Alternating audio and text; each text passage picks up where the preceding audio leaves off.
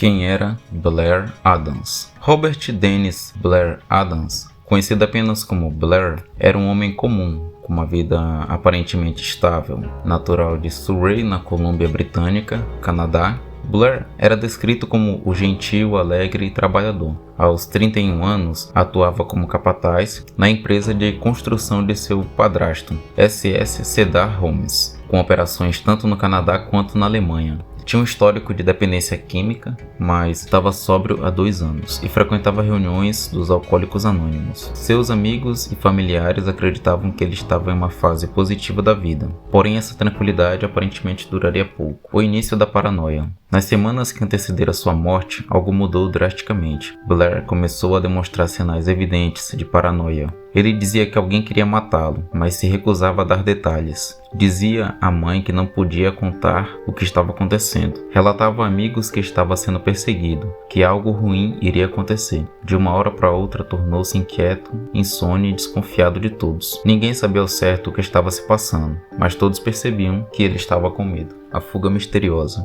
Foi então no dia 5 de julho de 1996 que Blair tomou a decisão repentina. Esvaziou seu cofre, sacando milhares de dólares em dinheiro vivo, joias, ouro e platina. Pegou tudo o que considerava valioso e tentou atravessar a fronteira com os Estados Unidos, usando a balsa da Victoria. No entanto, os agentes da imigração acharam seu comportamento suspeito. Ele levava muito dinheiro e não conseguia explicar de forma convincente o motivo da viagem. Acabaram descobrindo registros anteriores de crimes relacionados a drogas e agressão, o que resultou na negação da entrada. O plano aparentemente havia falhado, mas Blair não desistiu. Nos dias seguintes, tentou cruzar a fronteira a pé. Foi detido pela polícia e liberado por falta de provas. Em uma dessas tentativas, já apresentava arranhões nos braços e pernas, e chegou a ser confundido com um suspeito de roubo de veículo. Finalmente, no dia 10 de julho, conseguiu entrar nos Estados Unidos, alugando uma Nissan Altima. Seu comportamento, porém, continuava errático. Comprou uma passagem aérea para Frankfurt, na Alemanha, mas desistiu de última hora, alegando que a pessoa que pretendia visitar estava doente. Sua ex-namorada, que morava lá, afirmou que não sabia de nada e que ele nunca entrou em contato com ela. A viagem sem sentido. Mudando novamente os planos, Blair comprou uma nova passagem, dessa vez para Washington DC. Ao desembarcar, alugou um Toyota Camry. Durante o trajeto, bateu de ré em outro carro. O motorista envolvido disse que Blair parecia gentil, mas visivelmente nervoso e apressado. Após o acidente, seguiu viagem e percorreu cerca de 800 quilômetros até Knoxville, no Tennessee. O motivo dessa escolha continua sendo um dos maiores mistérios do caso. Ele não conhecia ninguém lá, não tinha parentes, nem amigos ou qualquer vínculo com a cidade. Nada que explicasse sua presença naquele lugar. Um comportamento estranho. Por volta das 5h30 da tarde, Blair chegou a um posto de gasolina e pediu ajuda, alegando que havia perdido a chave do carro. Um técnico percebeu que ele estava tentando usar a chave do carro anterior, o Nissan Altima, em vez do Toyota Camry, o qual dirigia. Mesmo após ser alertado do erro, Blair insistia que aquela era a chave correta. Parecia confuso, como se sua mente estivesse fragmentada. O técnico disse que ele não parecia bêbado ou drogado, mas definitivamente não estava bem. A mente dele não estava funcionando direito, afirmou o técnico. Após isso, Blair foi deixado em um hotel próximo, o Fairfield Inn. As câmeras de segurança registraram a sua chegada. Ele vagou pelo saguão por cerca de 40 minutos, aparentemente ansioso e perdido. Entrava e saía, olhava em volta como se estivesse esperando por alguém ou tentando escapar de algo. Finalmente, alugou um quarto, mas em vez de usá-lo, saiu do hotel abruptamente e nunca mais retornou. A descoberta do corpo. No dia seguinte, no dia 11 de julho, por volta das 7h30 da manhã, trabalhadores da construção encontraram seu corpo no estacionamento do Country Inn e Suites, a poucos metros dali. Ele estava parcialmente despido, com as roupas viradas do avesso, os seus sapatos estavam fora dos pés e as meias viradas. Ao seu redor, espalhados pelo chão, havia cerca de $4.000 em moedas e cédulas de diferentes países, sendo eles Estados Unidos, Canadá e Alemanha. Havia também joias, barra de ouro, um passaporte, cartões de crédito, óculos escuro e a chave do Toyota Camry, que antes ele afirmava ter perdido. Nada havia sido roubado, tudo estava ali, mas Blair estava morto. Um assassinato brutal. O laudo da autópsia indicou que ele havia sido brutalmente espancado.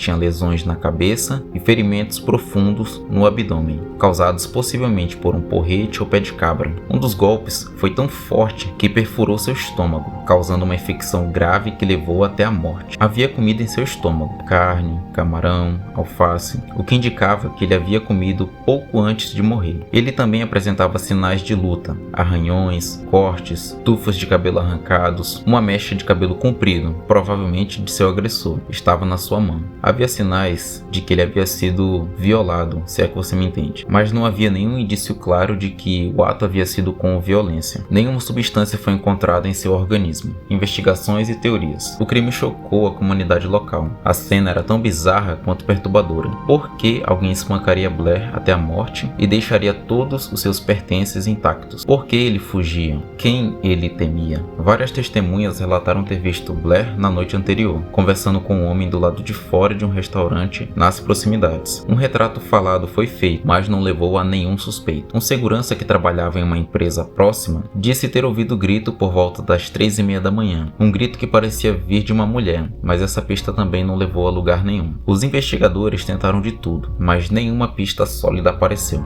No ano de 1997, o caso foi exibido no programa Unsolved Mysteries, o que trouxe certa notoriedade, mas nenhuma informação conclusiva. Anos depois, a mãe de Blair declarou em uma entrevista que ele pretendia ir a Atlanta para assistir os Jogos Olímpicos do verão de 1996. No entanto, nunca contou isso às autoridades e não havia nenhuma passagem para Atlanta entre os documentos encontrados com ele. Com o passar do tempo, o caso foi esfriando. A polícia de Knoxville afirmou que nunca recebeu uma dica confiável sobre o assassinato. O tenente Jim Jones, que trabalhou no caso, declarou: "Foi o caso mais estranho de toda a minha carreira. Em 2020, a mãe de Blair faleceu, e com ela talvez tenha ido a última chance de esclarecer o que realmente aconteceu." Conclusão: uma fuga sem fim. O assassinato de Blair Adams permanece sem solução até hoje. Teria ele sofrido um surto psicótico ou se perdido dentro de sua mente? Teria sido vítima de um crime passional ou sexual? Ou alguém realmente o perseguiu como ele tanto temia? As teorias são muitas, as respostas, nenhuma.